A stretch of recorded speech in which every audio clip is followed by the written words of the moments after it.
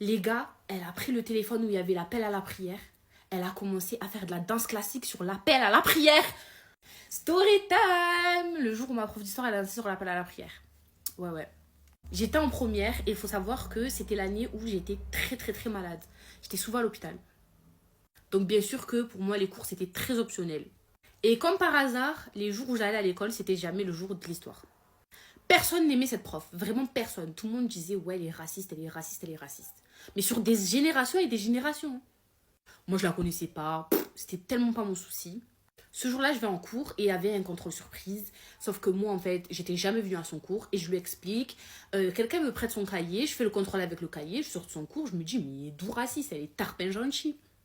La fois suivante, complètement bipolaire, je rentre dans son cours, je lui dis bonjour madame. Elle me fait bonjour, très sèche. Elle dit encore contrôle. Je la calcule pas plus que ça et je vais m'asseoir à côté de quelqu'un comme tout le monde en fait. Et en fait, je me suis assise à côté d'une fille, elle avait de très bons résultats. Et en fait, elle me regarde, elle me dit toi, change de place. Je lui dis pourquoi? Elle me dit branche pas, change de place. Je lui dis ok, mais vous pouvez me parler tranquillement en fait. Elle me dit devant toute la classe ouais, mais la dernière fois là, quand t'es venu faire la lèche-cul pour que je te fasse passer ton contrôle avec le cahier, tu m'as pas dit de te parler autrement. Déjà, ça fait mal, t'es en train de m'humilier devant toute la classe. Mais vous savez ce que je me suis dit? Zoé, t'es jamais là, cherche pas la merde, change de place. Donc, bien évidemment, je change de place. Maintenant, en plein cours, il y a l'appel à la prière qui sonne sur un des téléphones au fond de la classe. Elle se précipite au fond de la classe, elle prend le téléphone et en fait, elle augmente le volume de l'appel à la prière et elle danse dessus. Elle danse. Elle dit, vous voyez ce bruit agaçant? Vous entendez? Et en fait, elle danse littéralement dessus. Faut savoir que tout le monde était en train de l'insulter. Mais quand je vous dis tout le monde était en train de l'insulter, c'est zéro blague. Face à ceci, moi je la regarde et je dis, mais madame, ça se fait pas en fait. Elle me dit, toi, tu prends ton corps, tu sors. Je lui dis, d'accord, je prends mes affaires et je sors. Le CPE, il me dit, pourquoi t'es viré? Je lui dis, c'était tel prof. Il me dit, ah d'accord, bon, d'accord, pas de souci. Après ça, c'était les vacances. Et quand on est revenu des vacances, il faut savoir qu'on avait fait la minute de silence pour Samuel Paty. Il y avait les cours une semaine sur deux parce qu'il y avait du coup le Covid, un jour sur deux, pardon.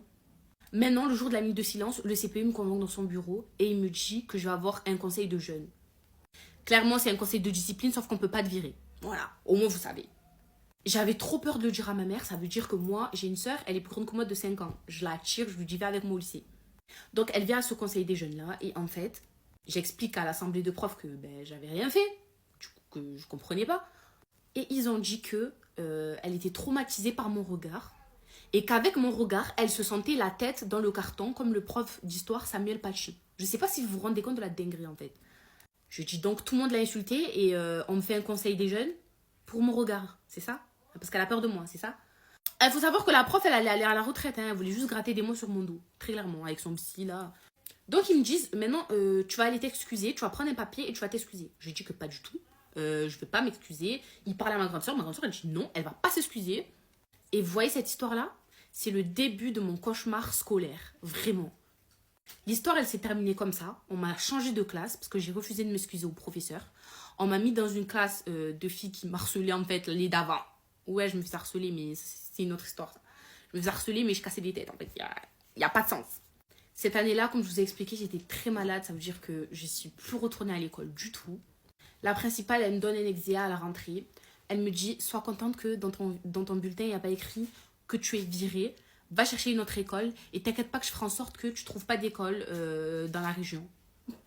Et je vous jure qu'elle a presque réussi en plus. Bref.